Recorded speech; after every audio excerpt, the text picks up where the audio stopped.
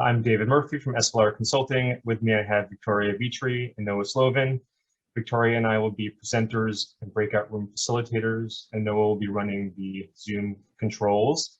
If you have a technical issue regarding Zoom, please send Noah a chat or otherwise reach him through a message in the platform or email him and he can help you out. I have also with us today, Johanna Greenspan-Johnston from Dewberry, who will be a breakout room facilitator. And then we have, I believe, 4 folks from the Circa team today: John, Joanna, Caprock, and Katie. I didn't see Jim's name on the list, but I guess he could always join us if he finds time later on, which would be great. So this is the team present today. The objectives of the workshop are as follows: to review the methods that we use to identify potential adaptation and resilience opportunity areas. So we'll talk about, what is a potential adaptation resilience opportunity area? What do we mean by that? How do we link vulnerability mapping with zones of shared risk to come up with these areas? So we'll cover that. We'll have some breakout rooms to discuss specific opportunity areas, and we've got some great graphics to help you understand where they're located. And we'll kind of look at the general profile of areas in the MetroCOG region, and then collect your thoughts about any specific areas. We'll do a report out where we talk about if we missed anything looked good, looked bad, do we want to include something else? That'll be towards the end of the meeting. And then we'll have an open discussion at the end and kind of go over the next steps in the project. And we'll talk about, we've done this in the past in other meetings, but we'll kind of remind you what kind of projects we're looking for these opportunity areas. Here's a schedule. So we've got a presentation that Victoria and I will do till about 1:40. Then we'll go into the breakout rooms. We found yesterday that 45 minutes was fine. It was perfect. It wasn't too long. It wasn't too short. So we're going to stick to the same time frame today. We'll do 10 minutes of report out and then an open discussion. And we were done a few minutes early yesterday, so I expect the same today. As always, you're used to this by now with Zoom meetings. If something happens that is a problem for all of us, log out, log back in after a few minutes.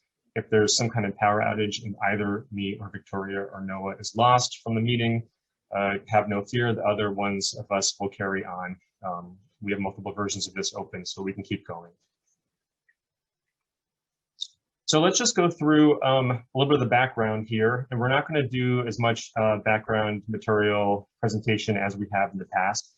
But we recognize that some of you have not been present in our workshops to date, and so we wanted to make sure we covered some of the background.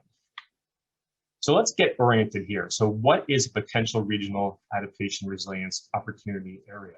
It's a lot of words. It's really a mouthful, and I promise I didn't make it up. It came out of our scope of work with Circa. So what is the potential? So potential is something that's been identified through some kind of analysis, but we don't know yet whether it's going to make it to the end of the race, right? Something that we're looking at that we're calling potential right now today. It may be advanced to further project development, or it may not. What is regional? Well, regional means of significance to more than one community. We're well versed in the word regional in Connecticut because it's been a very focused effort over the past couple of decades to be more regional in the state. But it's a small state, so something that's regional could be of value to the entire state, or maybe to one county or a COG, or just 2 towns. What is adaptation? So these are changes that we make over time to address the challenges caused by climate change. And adaptation is actually one part of resilience, which is generally speaking, the ability to prepare, withstand, recover from, and adapt to an event like a storm.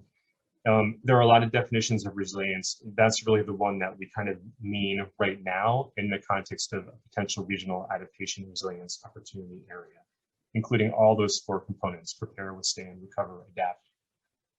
An opportunity is a tricky word, right? So that's usually something that's a challenge, and we've kind of put a positive spin on it. It's something that we can do where we have a challenge that exists. And so in this context, it's typically, we're talking about a climate-related challenge like flooding or heat.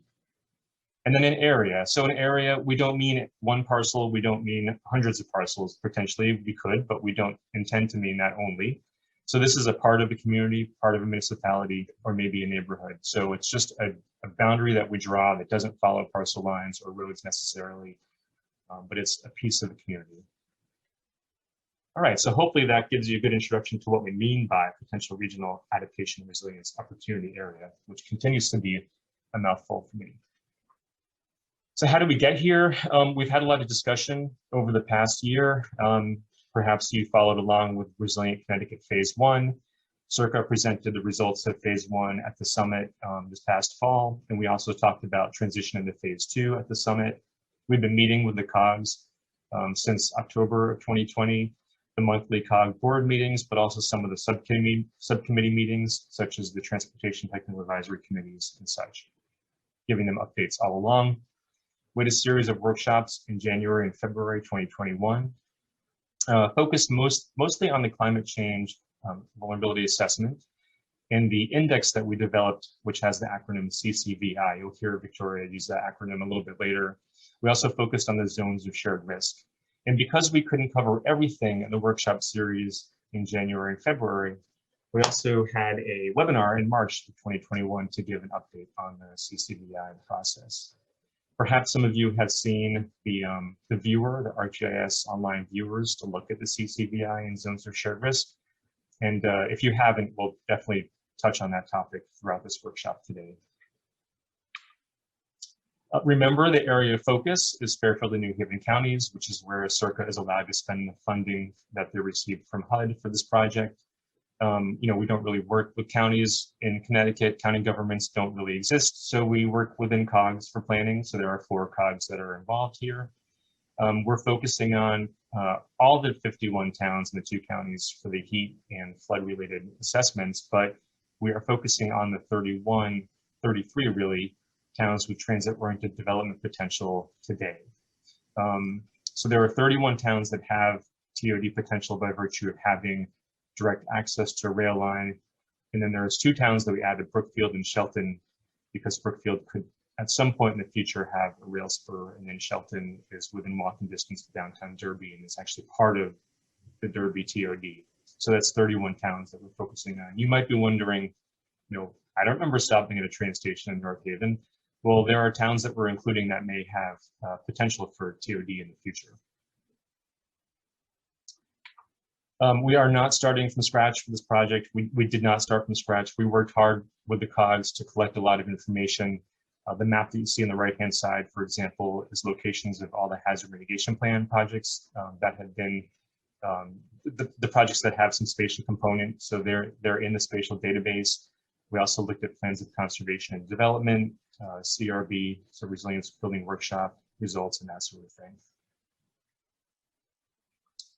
You've seen this graphic before if you've been in any of our webinars or workshops. So we are moving today from the challenges phase to the opportunities phase. We've been talking about this now for a few months. We've been sort of in this slow transition between the challenges and opportunities. And I'm happy to report that we are now in that final rectangle on here, opportunities. And I'll mention this again at the end of the meeting today around 3 o'clock, but we will have a draft report issued in about 4 weeks to talk about these opportunity areas. Some terms to understand as we kind of talk about how we develop these areas and depicted them. So on the left-hand side, flood vulnerability. So this is a contributor to climate risk, which is associated with and involves flooding.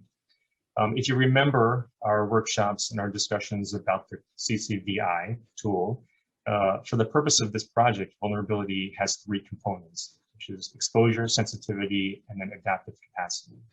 That is not everyone's definition of vulnerability. We recognize that, but in the Resilient Connecticut Phase 1, Phase 2, Phase 3 process, that's the definition used. So you'll notice it does not include the term frequency, which is the one that you usually need to change vulnerability into risk. So this mapping that we've done that you've seen before is a vulnerability mapping tool. Likewise, heat vulnerability, same definition, but now we're talking about heat. Social vulnerability, so these are factors such as socioeconomic status, lack of access to transportation, different types of housing that could weaken a community's resilience to losses during a disaster, or avoidance of losses during a disaster. We've been doing some social vulnerability mapping for this project. It's very consistent with other methods that have been in place, CDC, Census Bureau, et cetera. Zones of shared risk. If you've joined us in the past for workshops, you've seen some of this mapping. So these are areas that we can draw that face common challenges already or as caused by climate change. And then therefore risks are shared amongst different kinds of people, stakeholders who can make different choices in an area, but may share the outcome of those choices that are made. These are primarily flood-based. Some of them are the same as floodplains simply, and some of them are areas that are cut off by flooding. Some of them are areas that are near flooding but have cascading impacts.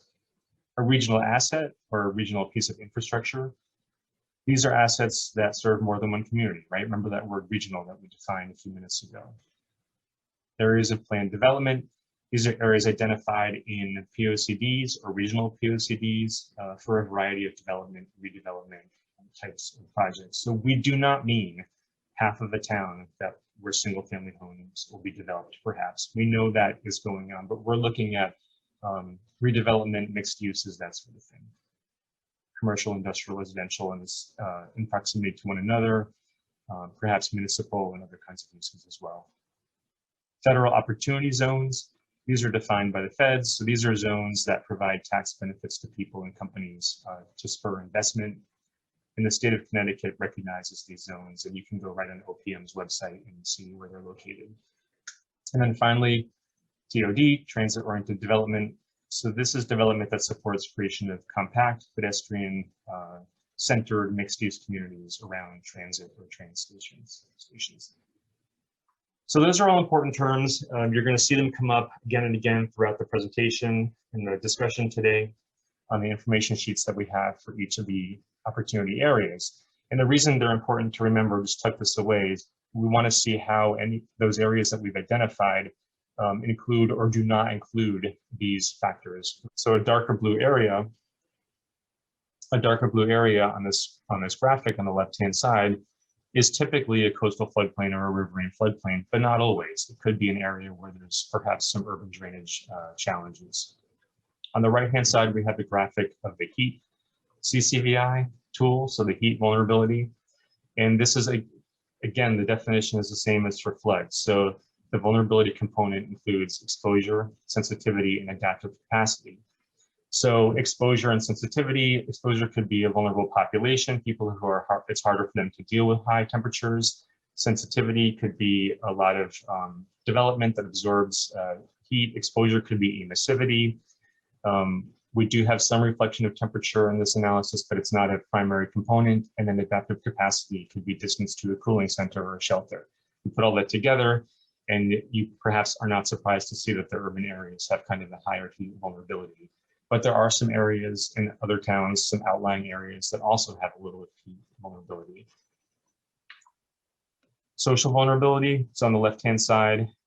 This is an index that really is very census block and tract based. So if you see the polygons on the map, they are census-based tracts and blocks. And the darker colors represent a higher social vulnerability. So these are the areas that have some sort of socioeconomic, housing, or transit-related challenge or problem, perhaps areas that have a higher percentage of those in poverty or elderly or disabled populations, that sort of thing. And so again, not really a big surprise to see that it's clustered in the urban areas. I'm going to flip back one slide and just remind you that the terms sensitivity under vulnerability and for heat and flood include some of these social factors as well. So if you're seeing some patterns emerge, that is not really a surprise. But moving on to something that does look a little bit different, the zones of shared risk. There's a graphic on the right-hand side from, I believe, downtown Norwalk or maybe South Norwalk. These are primarily flood-based, but they aren't always floodplains. They could be areas that are cut off by flooding or potentially isolated or near flooding, but have some kind of cascading climate effect that could impact them. So we'll be looking at zones of shared risk a little bit later in the presentation and talking about how they were used to overlay and then identify these opportunity areas. Regional assets and infrastructure is another thing that we looked at to identify these areas. So what do I mean by regional assets and infrastructure? Well, there's kind of three buckets or categories or bins that they kind of fall into. So there could be a regional asset or infrastructure that serves numerous areas by spanning them. So these are typically linear features, so water systems, sewer systems, Amtrak, Metro North, et cetera. pass through and then into different communities, and they become regional by virtue of their long span. We've got some regional assets that serve numerous communities from one location. So a state courthouse or a state highway garage is only located in one town, but it serves a number of towns. Same as hospitals, ports, airports, that sort of thing. And then on the right-hand side, regional economic assets. So these are a little bit harder to define. You can't necessarily go to a list of major employees or major employers or major employment areas, but we can kind of do a good job identifying where they're located. Also large tourist sites, museums, historic districts. It's important to remember that here in Connecticut, the State Historic Preservation Office, SHPO, is under DECD. So the state already recognizes the economic value of historic and cultural resources in the state. Other things like Long Wharf, which is in New Haven, Steel Point, which is in Bridgeport, Harbor area in Stamford, et cetera. We've also been looking at areas of planned development and areas of TOD, and I've mentioned TOD a couple times now in this presentation. Most of you know what transit-oriented development is. Here's kind of a graphic on the left-hand side of an area of planned development identified. I believe this is Norwalk, downtown Norwalk, a little bit north of South Norwalk. You can see I-95, which is the heavy gray line in the bottom of the graphic. We gathered these areas from plans of conservation and development and other local plans. And we're not intending to understand where rural single-family development might occur. We're looking at the redevelopment and mixed-use potential in communities. On the right-hand side is the TOD area. There's a graphic in the lower right that you might be familiar with. Many TOD plans kind of include a layout or concept of what the area could look like as it's developed. And the upper right graphic is a graphic that we made. That gray crosshatch shows you the drive shed away from the rail station, so the distance that you can get in, I think it's 3/4 of a mile. So that's kind of how we're drawing our TOD boundaries for the purposes of this discussion today. So I'm going to turn it over to Victoria. She's going to show you how we kind of took all the things that we just looked at, TOD areas, development areas, zones of shared risk, and put them together to identify these areas. Great, thanks, Dave.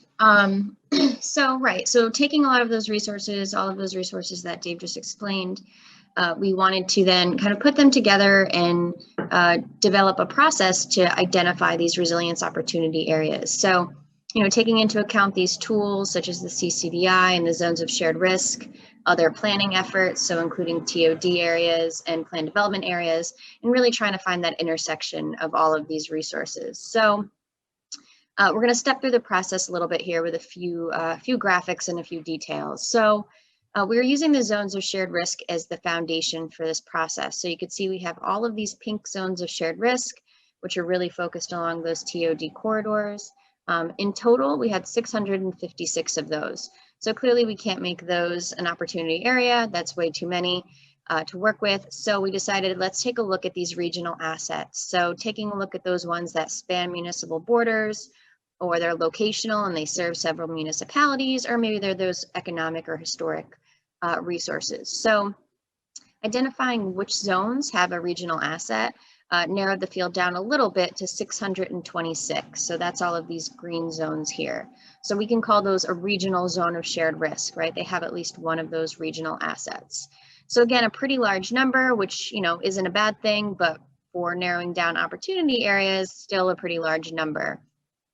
So taking a little bit closer look at what or how many resources, how many of those assets are within that those regional zones, we identified the top 20%. So really trying to find that maximum number of assets within the regional zones. So you can see now we have these purple regional zones of shared risk. So those are all of those ones that are within the top 20%, so kind of that top part of the pyramid, if you would think about it like that. So in total, we narrowed that down to 86 in the top 20%. And all of these purple regional zones of shared risk have between 6 and 16 assets within them. So again, whether that's those that span municipal borders, or they're locational, or they're the economic or historic resources. A few of these really only have those high number of assets. I think it's The number between 13 and 16 assets, there's only 1 or 2 of each. So it's not very common for these zones to have a lot of assets or that high number of assets in them. So it's also not always linked with size, which is another question that was raised. So taking a look at this top 20%, those 86, now let's take a look and see where they intersect with some of those other resources. So one of the first things we wanted to look at was where do they intersect with this high flood, high heat scenario? So drawing from the CCVI and kind of culling out those, higher scenario grid cells, where do these purple ones intersect with that high flood, high heat, right? To find the, most vulnerability. We then took a look at where these regional zones intersect with the TOD areas. So again, those cross-hatching, right? Are they in proximity? Are they within a TOD? Where are these regional zones in relation to the TOD area? And then we also looked at the plan development areas. So a little bit hard to see on this, region-wide map, but it's those red polygons there. So again, looking at future development, trying to identify where some of these regional zones and some of these vulnerable areas might intersect or might link with plan development where things are already going on or potentially going on. So one important point that I do want to make is this looks like a pretty simple map. How did we circle and identify these opportunity areas? But keep in the back of your mind that there's a lot of information and a lot of work driving just these few resources, right? There's a few dozen different data types going into the CCVI for sensitivity and exposure and adaptive capacity. The zones of shared risk have been delineated based on some of the similar data as well as stakeholder input. And of course, the TOD areas and planned future development, those are based on a lot of planning efforts done by most of the folks on this call. So again, really taking into account a lot of different data and a lot of work that's already been done. So once we looked at the intersection of all of those, now we were able to kind of find that sweet spot, right? Where do they all intersect? So where might be a good opportunity, right? So we've developed this idea of tier 1 and tier 2 as it stands right now. We'll see how this evolves after the workshops. But just keep in mind that this is not based on priority. So a tier 1 or a tier 2 isn't necessarily better or worse. It's just kind of how it aligns with that sweet spot. So we have a tier 1 example here. You can see we have our purple regional zone of shared risk. So that means there's at least 6 assets within this regional zone.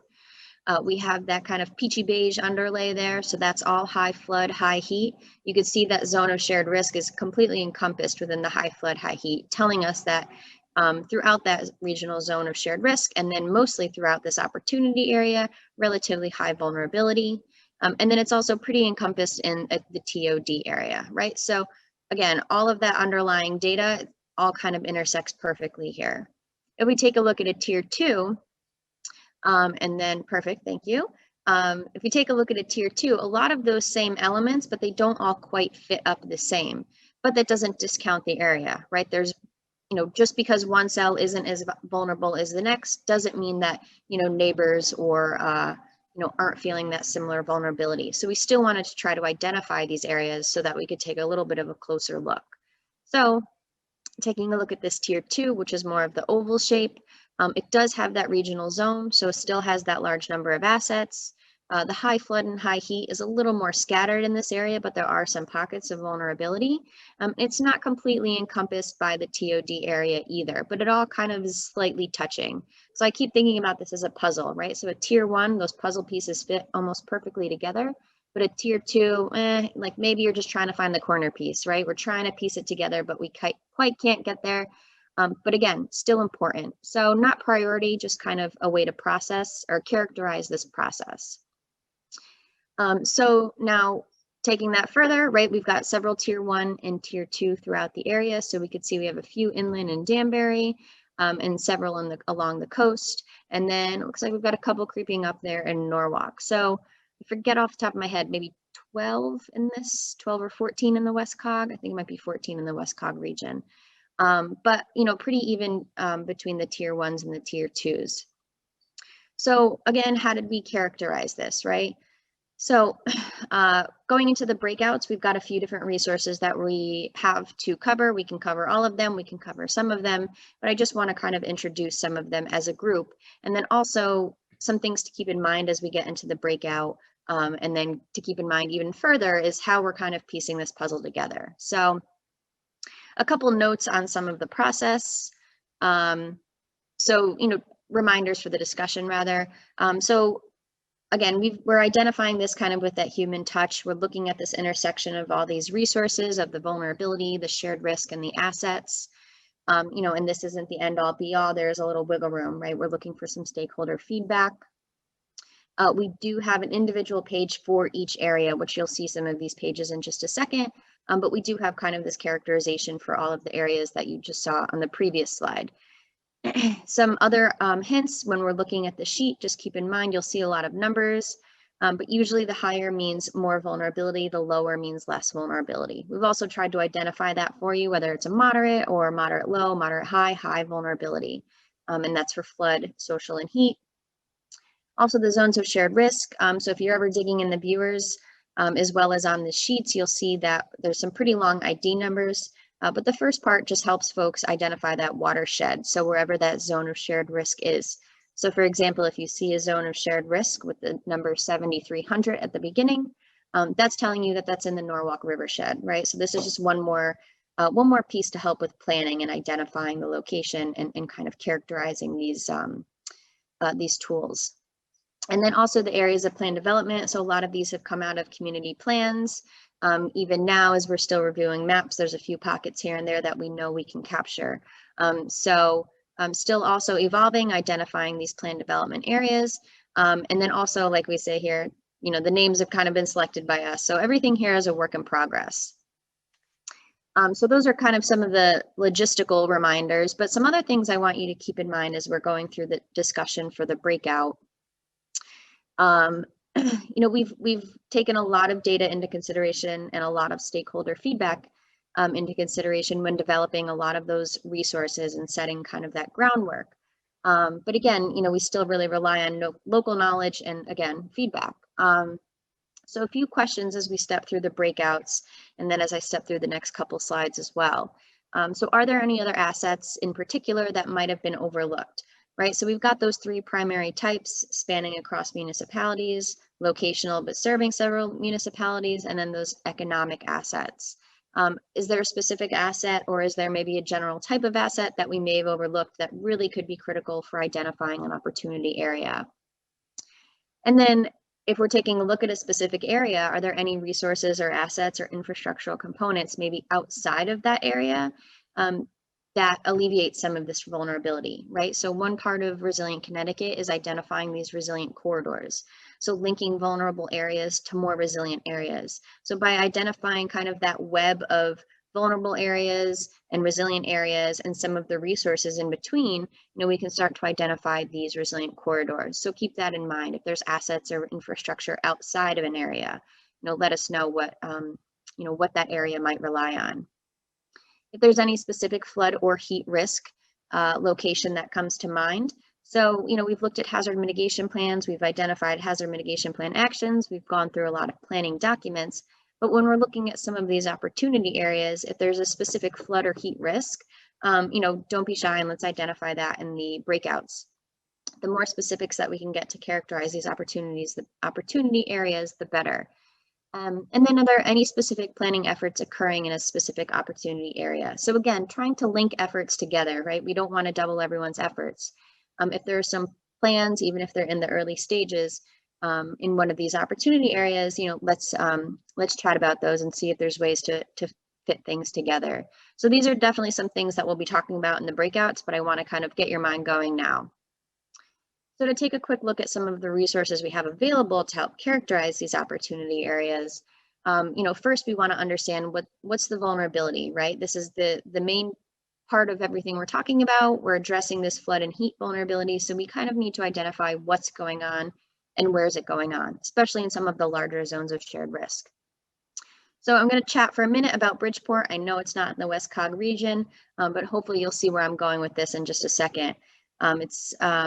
So taking a look at one of these zones of shared risk here, if we look to the right, we have our flood and our heat vulnerability scores. So we have these on a slightly different scale, but think again, anything higher is more vulnerable. So anything closer to a 5 we're going to have that higher vulnerability. So here we've got flood, which is an average vulnerability of 4.95. And then just below it in the orange, we've got the heat vulnerability, 3.98. So you can see it's a slightly varied distribution throughout the zone of shared risk, but overall relatively high flood and heat vulnerability. But taking that one step further, how do we want to look at that combined, right? What are folks experiencing, and what are the stakeholders in this zone of shared risk experiencing combined, right? Flood and heat. So to the lower left here, we have the slightly different colored cells. We have some oranges and purples and blues going on, and some deep reds. So taking a look here on the bottom, we've got our flood vulnerability from low to high. And then on the left axis, we have the low to high for heat vulnerability. So you can see that this zone of shared risk is experiencing slightly higher flood vulnerability than it is heat vulnerability. So that top right square, that deep red, is the ultimate kind of peak of, combined vulnerability, right? The maximum flood and the maximum heat vulnerability. And again, this is all based on that CCBI. So all of that underlying data in regard to sensitivity and exposure and adaptive capacity is what's driving these scores and what's driving these characteristics. And so you could see that if, for example, on the opposite end, we had the lower kind of, I keep calling it a Punnett square. Nobody's corrected me yet, so I'm going to keep going with it.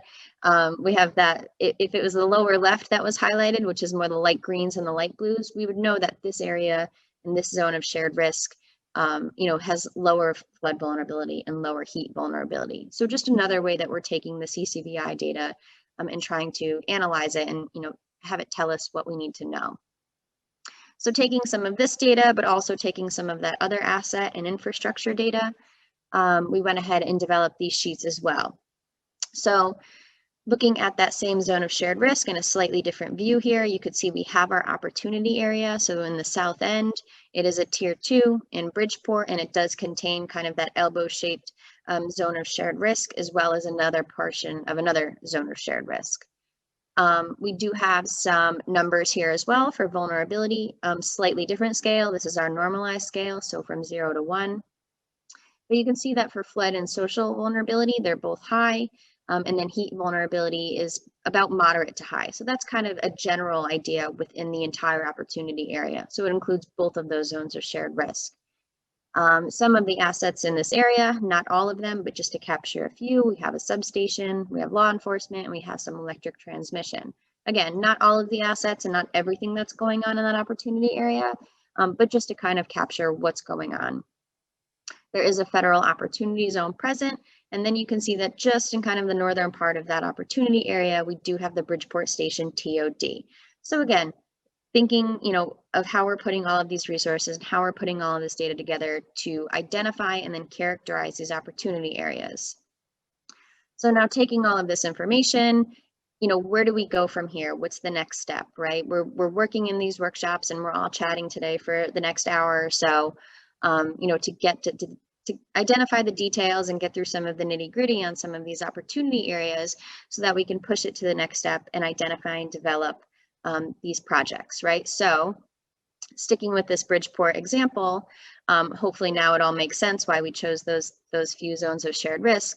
But this is the Resilient Bridgeport, right? So we're taking all of that data and developing it into something, Resilient Connecticut will be developing it into something similar, right? So exactly similar. I'm kind of off track here, sorry. Blah, blah, blah. Step back a second. Resilient Connecticut is going to follow, similar ideas here, right? So what we're trying to do is characterize what's going on the ground and develop these resilient projects. But we're trying to address these few questions, right? What are the flood benefits? What are the heat benefits? And what are the benefits to vulnerable populations? So we could ask these same questions for Resilient Bridgeport, just as the same way as we're asking those for Resilient Connecticut, right? What are the flood benefits and what are the heat related benefits and what are the benefits to vulnerable populations in relation to projects and the potential opportunity areas that we just presented, right? So thinking forward on project types and what their benefits are in these opportunity areas. But again, keep this on, in the back of your mind, this is a regional project, right? We want to make sure that we're capturing these regional assets and these regional challenges and the regional opportunities. So a little bit of a larger scale here. But but a good example, and this is, the Resilient Bridgeport is a good example of how we're characterizing a vulnerability and developing from that. So I think that is it, right? So, so now we'll jump into the breakouts. We do have a. All right, Victoria, Scott, Johanna, are you all on deck? Yep. Who wants to go first today? I can start if you like. Okay. As I say that, I haven't even really gone through my notes, but that's okay. So, okay, so Norwalk and we met with Norwalk and Westport. So some pretty good conversations started at the base, talking about some assets. We talked a little bit about some public housing sites and some of the high density in Norwalk, specifically along the South Norwalk area. Some of the areas in Westport really captured some of the critical facilities and senior housing. So it looks like, these opportunity areas are really capturing some of these vulnerable populations. We talked a little bit about, regional assets. One of the big ones that came up was the Norwalk Hospital. And then, talking about, again, taking into consideration, so a little bit about some of these resident types and these vulnerable populations. Some of these high density areas are a lot of renters, no air conditioning. So this is an area of high risk, especially, when we're talking about heat and flooding. Another great comment was, the shell fishing industry. So I said it's, all of our coastal and maritime activities are starting to come to light. So we're figuring out how to incorporate these. But there's a good presence of shell fishing in Norwalk. So, are we taking that into consideration when looking at these opportunity areas? How we might be able to incorporate it a little bit. A couple different neighborhoods in Westport that are primarily residential, but definitely experiencing some flooding challenges. One in particular, when we're talking about evacuation. So really trying to find those, opportunities for resilient corridors to link some vulnerable areas to resilient areas.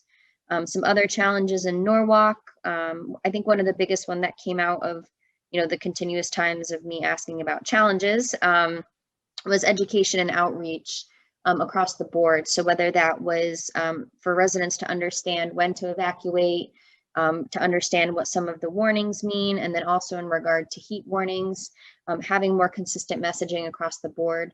It's tough when neighboring municipalities, are sending, mixed messages on how to care for themselves during heat and flood. Some good TOD development going on. East Norwalk has a TOD plan in the works, and Westport has been working on some TOD development. A few other projects. Norwalk has a new plan starting, the waterfront plan. But overall, I think, a lot of the conversation was a little bit piecemeal, but I think we kind of identified that the South Norwalk area and the downtown Westport area seem to have the concentration of, challenges and, might need addressing a little bit more than the other areas in those municipalities. So, Joanna, if I missed anything major, jump in, but I think that covers most of it. Yeah, that was great. There's a lot of other plans that came out, like a downtown master plan that's going to be really helpful, and the moving the emergency operations center to be coordinated across municipalities will be really critical for us to include too. Right. Okay. Thanks.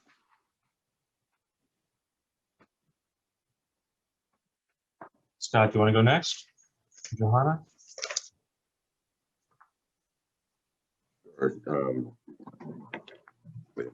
Coin over who would do it, but I guess I'll start and let Johanna fill in any gaps. So we also bounced all over the place, but we started the discussion talking about assets, and a good question came up about of the assets and substations was a specific part of the discussion.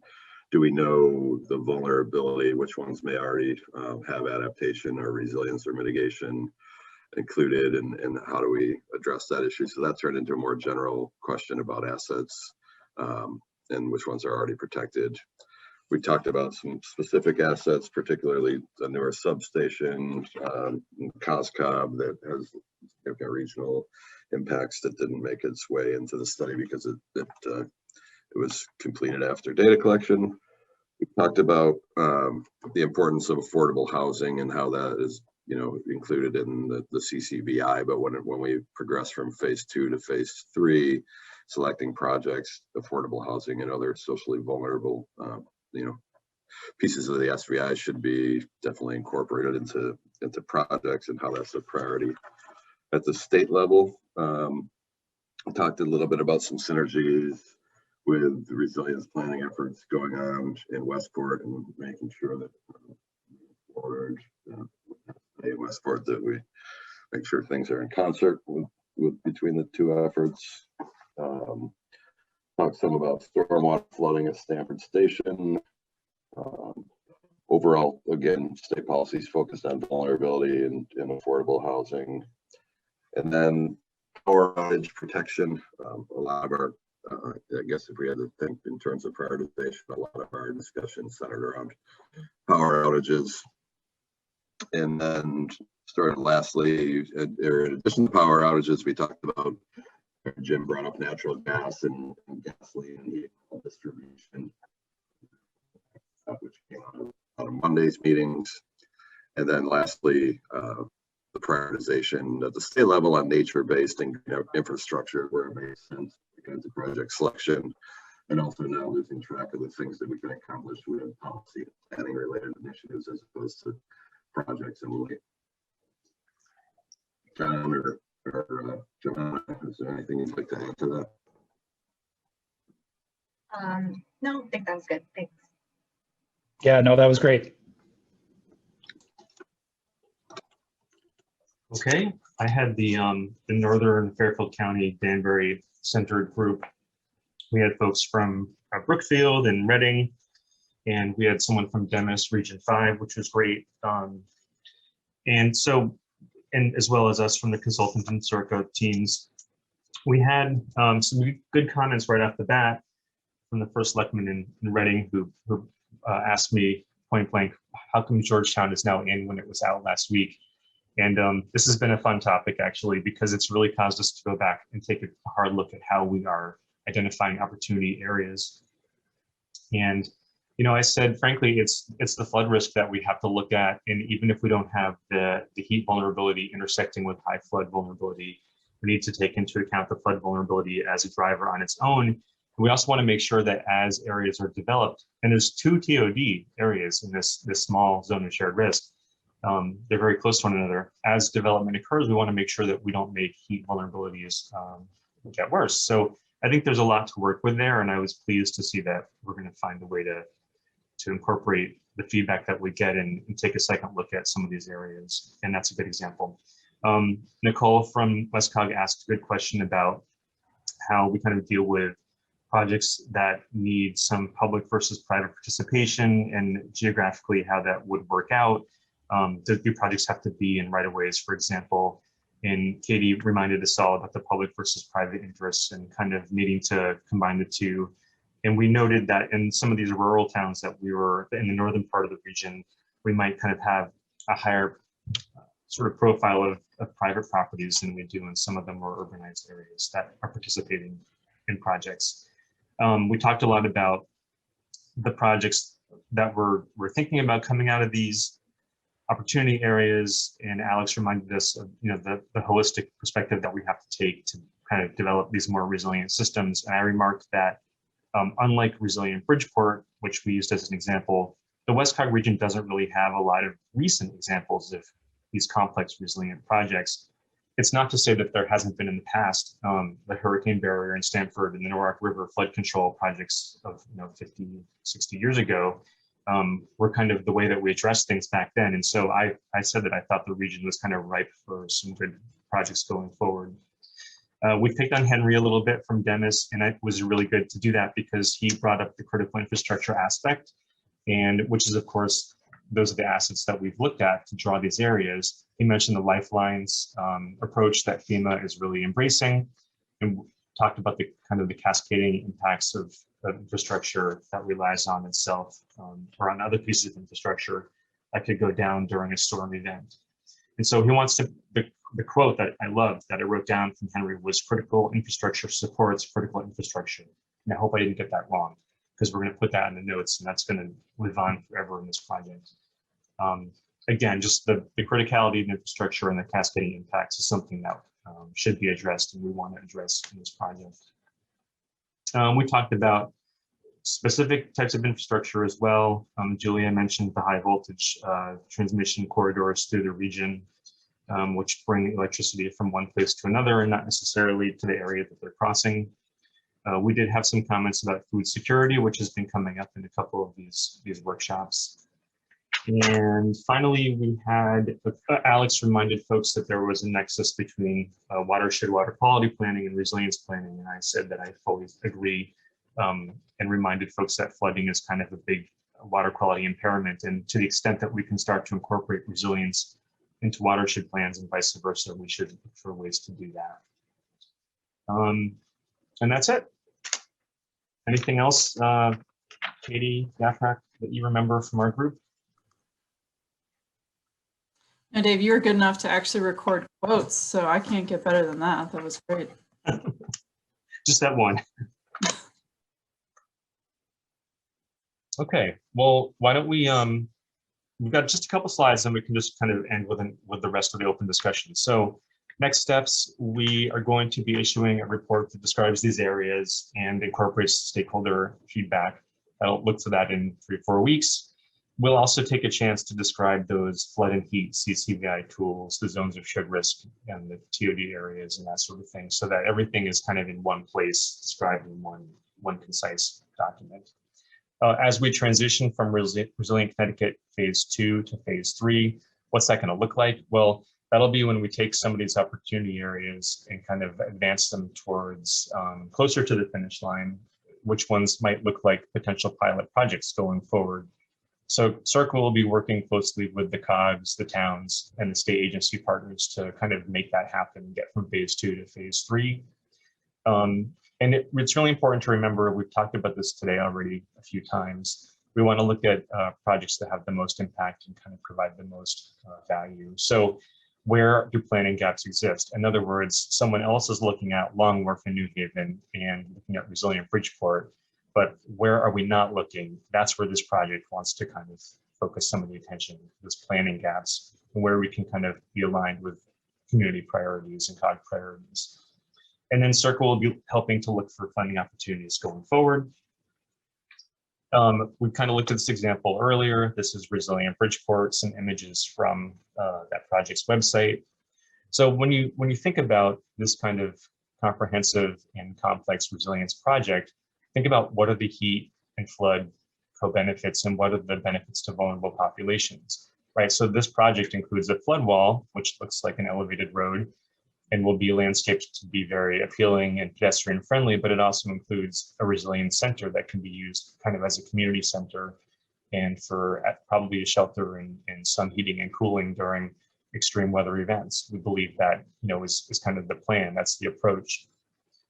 Nearby, we've got the other project going on in Bridgeport, which has federal involvement, which is Rebuild by Design. This one involves existing public housing, some retrofits to stormwater and sanitary sewer separation, and then incorporation of green infrastructure and other things that I'm not even mentioning to kind of reduce the risks in this neighborhood. And then we've used Meriden Green in the past as kind of a good example of a project. And again, this is another project that has occurred and been built before the benefit of this project, right? We're working with Meriden as part of Resilient Connecticut, being in New Haven County. And that sort of gives us the ability to use what they've already done as a good example. But this is an area that had a lot of flood risk. It's right next to the Meriden train station, so it's a TOD area. And now when there's a flood that occurs, there's some flood storage afforded by the park. And there's also green space that can help address some of those heat issues that were kind of getting worse over time. So again, think about what the flood-related benefits are, the heat-related benefits, the benefits to at-risk populations.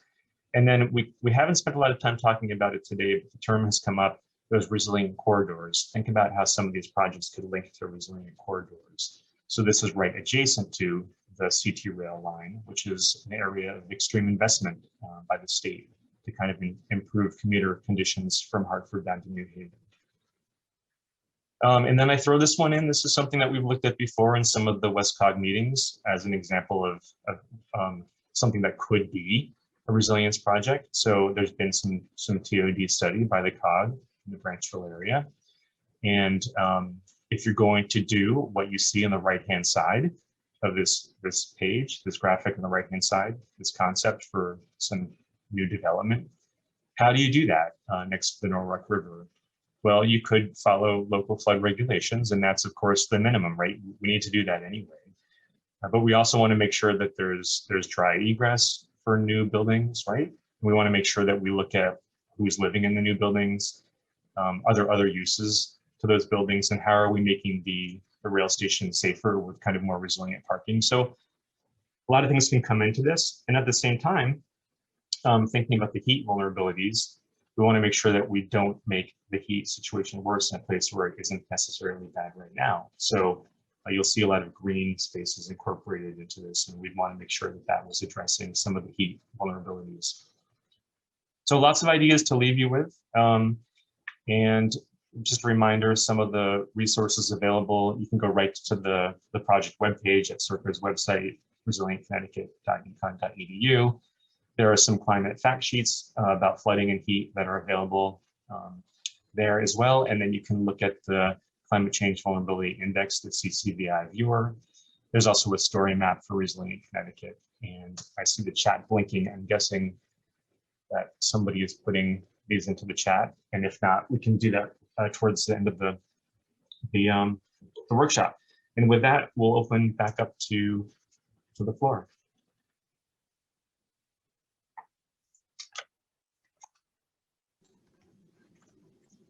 Comments from anyone?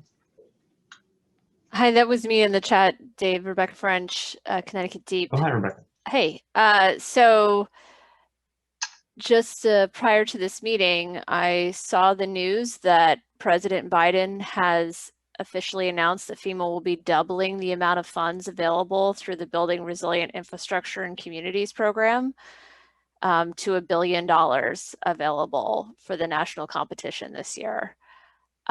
There's no notice of funding availability yet. That was just a pre-announcement that he made as part of his briefing on the upcoming hurricane season, which is expected to be worse than usual. And so I just wanted to let folks know, since I was joining this webinar right after I saw that you know, this is there are more federal funding opportunities coming for these kinds of projects. So for those on this call, and as you continue with these workshops, keep that in mind. Thank you. Yeah, and then I'll give a quick plug too for more feedback, Dave. I mentioned this in my breakout, but you know, with the pre-workshop email, we sent out a short survey, and the viewer tool that maybe some folks have looked at or seen in the breakout today. But you know, definitely take a few minutes if you have more time and you know, explore the opportunity areas a little bit more, and maybe some of the assets and the infrastructure. And you can either, you know, that SurveyMonkey survey that I sent out will remain open, so feel free to take that and provide any feedback. But then there's some opportunities too on the Resilient Connecticut website. So again, you know, like I said in my breakout, we really want to make sure we're characterizing these and, you know, capturing everything that's going on in these opportunity areas, or if we're not capturing something, you know, so take a few minutes and take a look at that and send us emails or provide feedback, whichever is the easiest way, you know, but sometimes it's easier to provide that feedback after digesting everything, so. It looked like Julia mentioned her name in the chat. Julia, did you want to say something?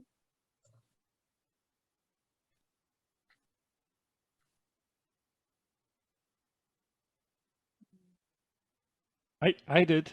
Jim O'Donnell. All right, Jim. Well, thanks. I just wanted to comment that it would be, I hadn't thought about this earlier, but I think it would be valuable if we could understand how to link adaptation projects with mitigation, CO2 emissions mitigation projects. So if there are things like that going on in the town, you know, then looking forward, we should be trying to understand how to take advantage of the investments that we're making in both adaptation and mitigation to combine the the outcomes. Point. I thumbed up, Jim. Yeah. Well, it was worth waiting for, huh?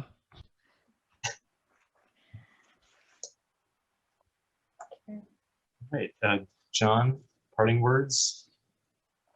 You have any?